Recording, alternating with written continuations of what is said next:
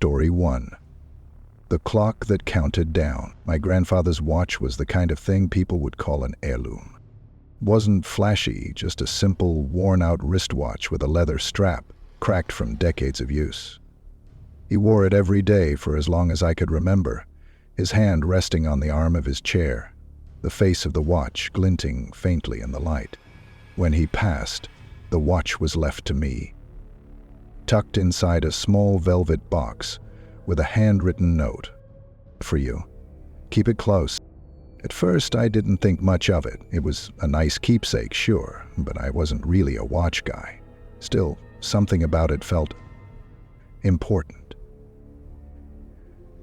The watch was a present, something from my father's long-lost brother, Captain Thomas Fenari, who died of lung cancer. I started wearing it out of respect more than anything. The watch worked perfectly, its hands moving with precision, never losing a second. At least, until it didn't. The first time I noticed it, I was up late working. The apartment was quiet, the only sound the faint hum of my laptop and the steady tick of the watch on my wrist. I glanced at it absently, checking the time. It was 3:01 a.m. At least that's what I thought. But as I stared, the second hand jerked backward. I frowned, holding the watch closer. The second hand moved again, backward. Then the minute hand twitched, following suit. I tapped the glass, thinking it was stuck, but the hands kept moving, ticking in reverse, slow and deliberate. A chill ran down my spine. By 3:15, the watch stopped completely, the hands frozen at midnight. The next morning, the watch was fine. Some responded. The hands moved normally again, ticking forward as though nothing had happened. I convinced myself it was a fluke, a glitch in the mechanism. Maybe it was old and needed repair. But that night at exactly 3 a.m., it happened again. The hands ticked backward, steady and unrelenting, as though counting down to something I couldn't see. By the third night, I couldn't ignore it anymore. I stayed up, watching the watch, waiting for the hands to reverse. When they did, I took it off and grabbed a small screwdriver. If something was wrong with the mechanism, I wanted to know. The back of the watch popped open easily, but what I found inside wasn't gears or springs. It was paper, a small piece of yellowed newspaper, folded carefully to fit inside the case. My hands shook as I pulled it out, the faint scent of age and decay clinging to it. Unfolding the paper, I froze. It wasn't just any newspaper. It was a clipping, the edges jagged as though torn in haste. And there, printed in black and white, was a photograph of me. The photo wasn't old. It wasn't from when I was a child, or even a younger version of myself. It was me, as I was now, standing outside my apartment. It was taken yesterday. My chest tightened as I stared at the image. The date on the newspaper was decades old, the ink faded and the paper brittle, but the photo was unmistakable. "Impossible," I whispered, my voice trembling. The watch ticked once, its hands still moving backward. I couldn't bring myself to sleep that night. The watch sat on the table in front of me, its hands ticking backward, steady and deliberate. The faint hum of its movement was the only sound in the apartment, but it felt deafening. I kept glancing at the clipping, my photograph staring back at me like an accusation.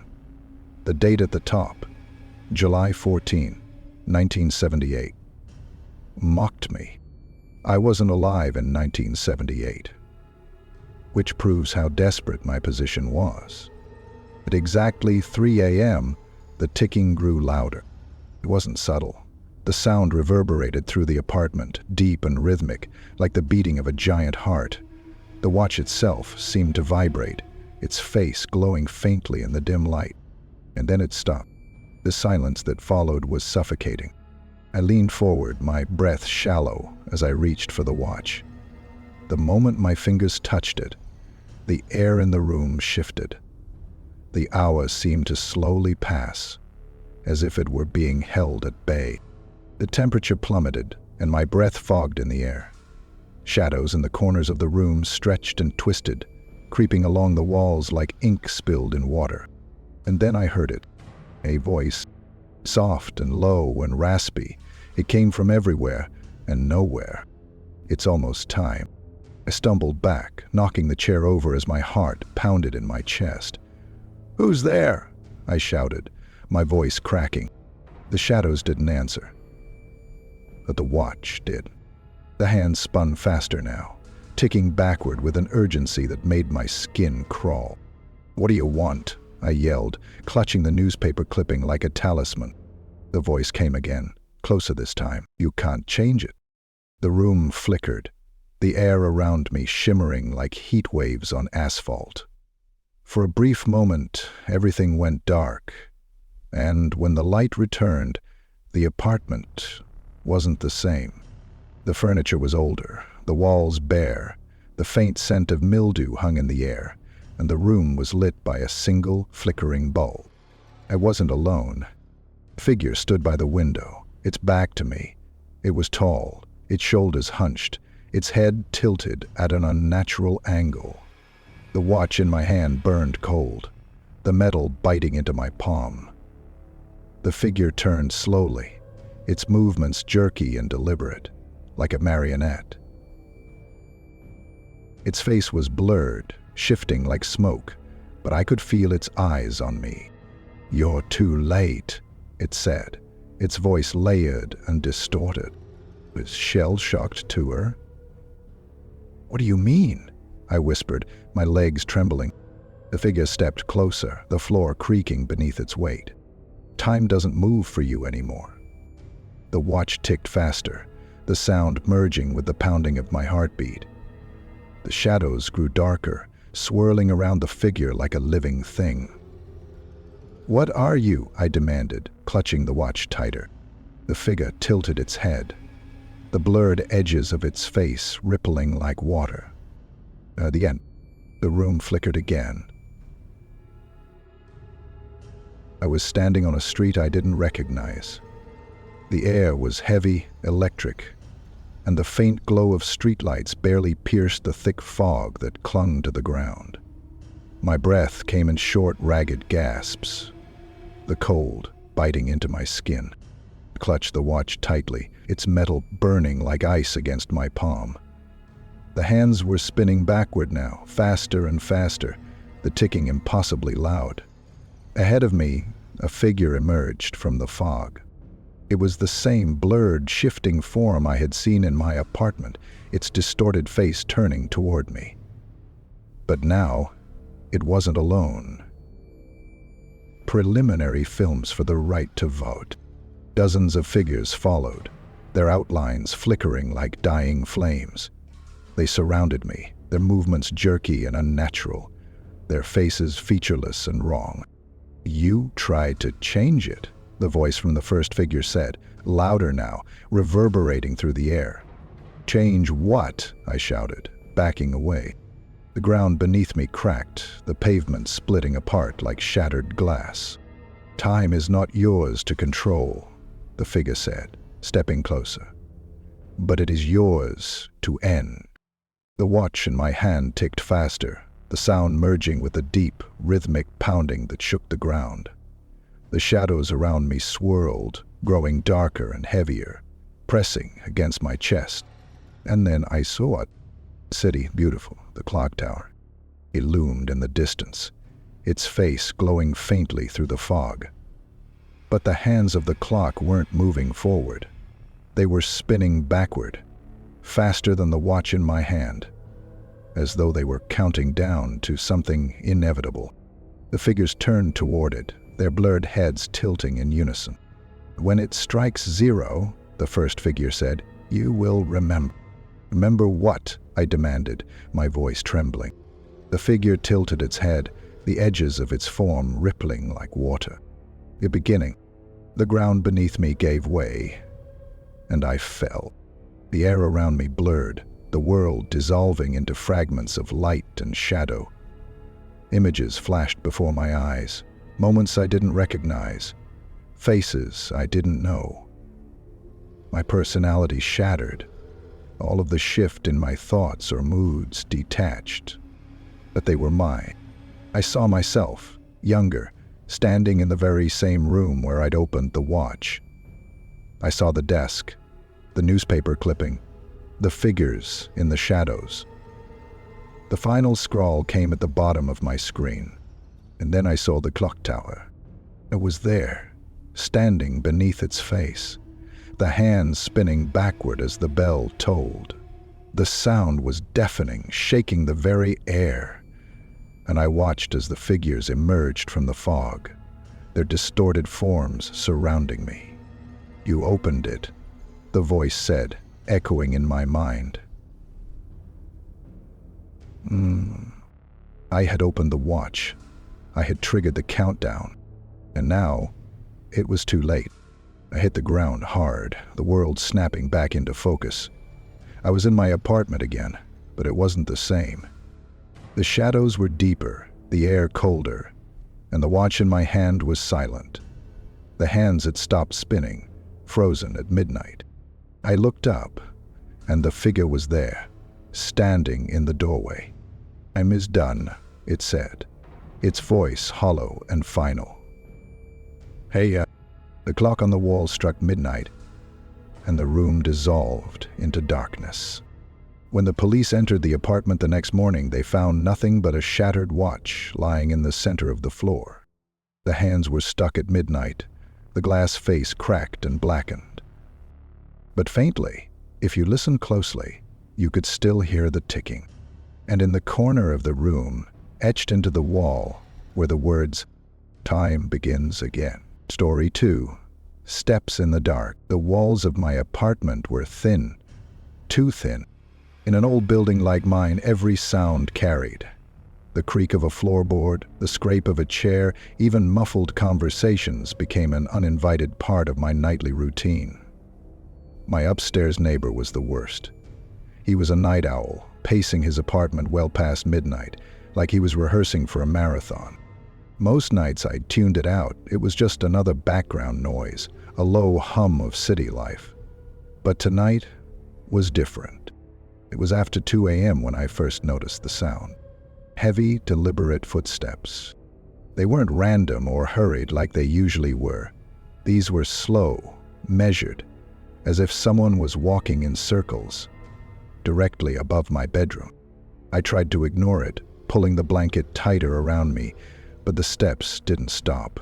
They were steady, unrelenting, each thud echoing in my skull. I stared at the ceiling, my frustration mounting. What is he doing up there? Grabbing my phone, I pulled up my neighbor's number. We weren't close, but I'd helped him move in a few months ago, and we'd exchanged numbers in case of emergencies. This felt like an emergency. The footsteps grew louder as I dialed. "Are they here?" He picked up on the third ring. "Hello?"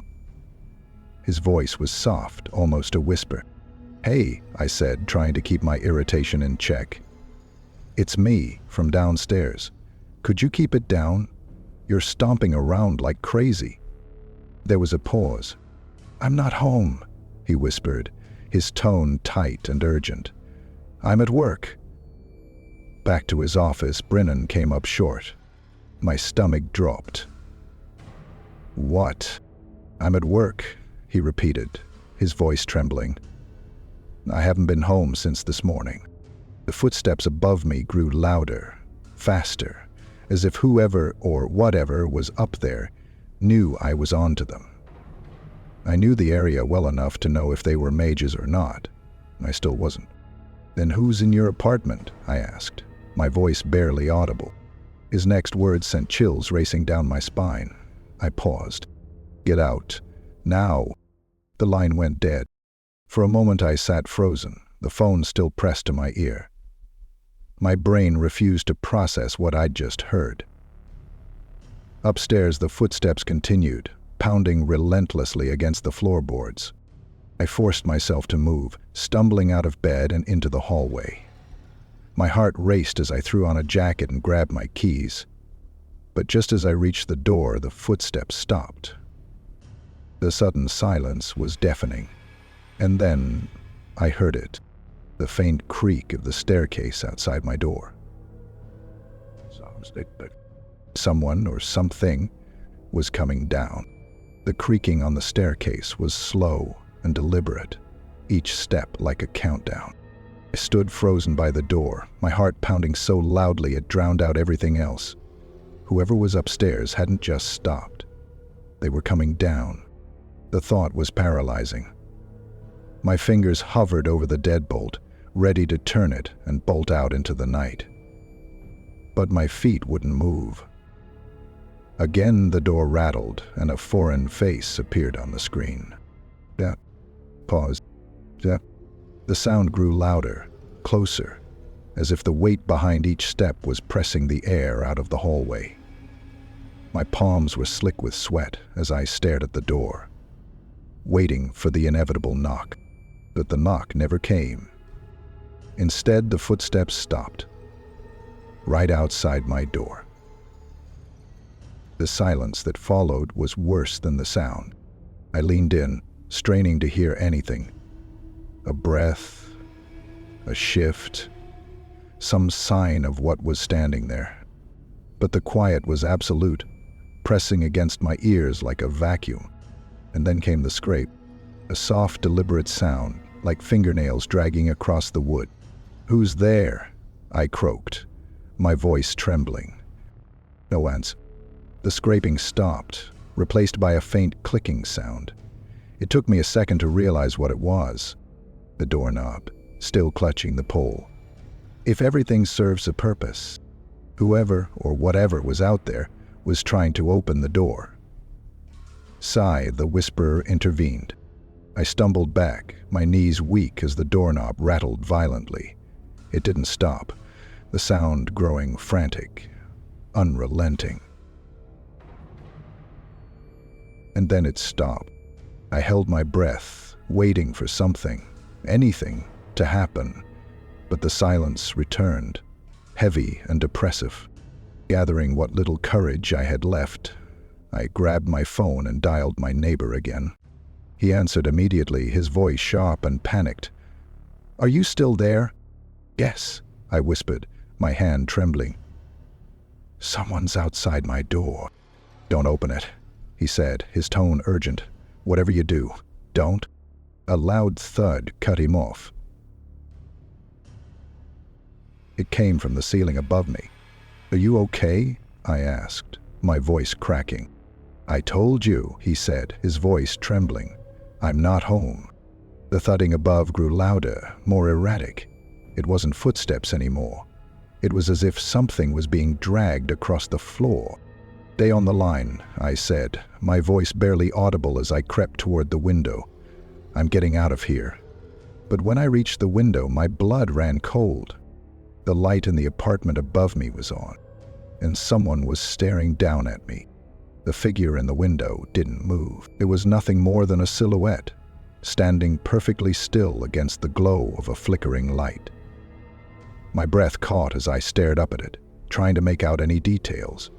Clothes, features, something human. But there was nothing, just a dark outline, too tall, too rigid, like a shadow pretending to be a person. "Someone's in your apartment," I whispered into the phone. There was silence on the other end. Then finally my neighbor spoke, his voice tight and trembling. "That's not my light." "It's not my skin." "The light in my apartment," he said. "It's broken. It hasn't worked in months." I backed away from the window, the room spinning around me. The figure in the window tilted its head slightly, as if it knew I was looking, and then turned back to me. And then it stepped away from the glass. The sound of footsteps returned, heavy and purposeful, moving across the ceiling above me. But this time, they didn't stay there. I heard them again on the stairs. "Don't hang up," I begged, gripping the phone like it was a lifeline. "I'm calling the police," he said. "Stay quiet. Stay." The call dropped. I stared at the screen, the words "call ended" glaring back at me. The silence in my apartment was deafening, broken only by the faint creak of the floorboards overhead. And then came the knock. It wasn't loud or frantic. It was soft, deliberate, like someone announcing themselves with the utmost patience. I pressed my back against the wall, clutching the phone uselessly as the knock came again, louder this time. And then a voice spoke, muffled through the door but clear enough to freeze the blood in my veins. "Let me in." I didn't answer. I couldn't. My legs felt like lead, my chest tight as I stared at the door. The voice came again, softer now, almost pleading. "Please, I need to come in." It was Rob. The tone was off, the words dripping with a strange, hollow quality, like someone trying to imitate a human voice. I crept toward the door, my hands trembling as I peered through the peephole. There was nothing there. No one. "And yet," the voice continued, persistent and unrelenting, "let me in. It's cold out here." I backed away, the phone slipping from my grasp and clattering to the floor. As I scrambled to pick it up, my eyes darted to the ceiling. The footsteps above had started again, but they weren't pacing anymore. They were running. My heart raced as I stared at the ceiling, the sound of frantic footsteps echoing in my skull. They were erratic, circling the space above like something hunting for an exit. The second scream rang out again, but this time it was from me. And then, with a deafening crash, the noise stopped. I didn't have time to react before the lights flickered violently, the room plunging into darkness. My breath hitched as the apartment fell silent again, the air heavy with an unnatural stillness. I fumbled for my phone, the faint glow of the screen the only light in the suffocating dark. And then from above came the sound of something scraping across the floor. It was slow, deliberate, and getting closer. The scraping sound above me grew louder, more deliberate, until it stopped directly over my head. My breath caught as the air around me turned icy, pressing against my skin like unseen hands. I clutched my phone tightly, the faint glow casting long, trembling shadows on the walls. The silence that followed was suffocating, and then the ceiling cracked. A jagged line splintered across the plaster, and a faint trickle of dust rained down onto the floor. I stumbled back, my heart hammering in my chest as the crack widened, splitting open like a wound. Through the opening I saw it. A hand, pale and bony, its fingers impossibly long, reached down from the darkness above. I screamed, my back slamming against the wall as the hand twisted and clawed at the air, searching. It moved unnaturally, jerking and twitching, the movements too fast, too deliberate. "Let me in," the voice whispered again, but this time it wasn't coming from the door. "Gia." It was coming from above. The hand withdrew into the darkness, and the scraping sound returned, moving toward the far side of the ceiling. My eyes darted to the hallway, just as the light above the staircase flickered back to life. I froze. Standing at the top of the stairs was a figure. Its body was hunched and angular, its movements jittery, like a glitch in reality. The shadow of its head tilted toward me, and even though it had no eyes, I could feel it staring. The voice came again, distorted and layered. "You opened the door." I didn't. I hadn't opened the door. But the figure didn't care. It stepped forward, its footsteps heavy and deliberate, echoing through the stairwell as it descended. "Stay back," I screamed, my voice cracking. I grabbed a chair from the kitchen, holding it in front of me like a shield. The two guards charged us, their weapons abruptly transitioning to 3.502 Golem. The figure didn't stop. The lights flickered again, plunging the room into darkness. My chest tightened as I fumbled with my phone, using the screen's dim glow to scan the room. The figure was gone. For a moment, all I could hear was the sound of my own ragged breathing. And then the voice spoke again, directly in my ear. "Behind you." I spun around, the chair slipping from my hands as the figure loomed over me. Its face, or what should have been a face, was a void, a swirling absence that seemed to pull the light from the room. The melody of the footsteps returned, thudding in an unnatural rhythm, vibrating through the walls and the floor. I stumbled back, tripping over the chair and crashing to the ground. The figure moved closer, its long, jagged fingers reaching for me. It crouched low, a burning glow in its tanned eyes, and then moved on.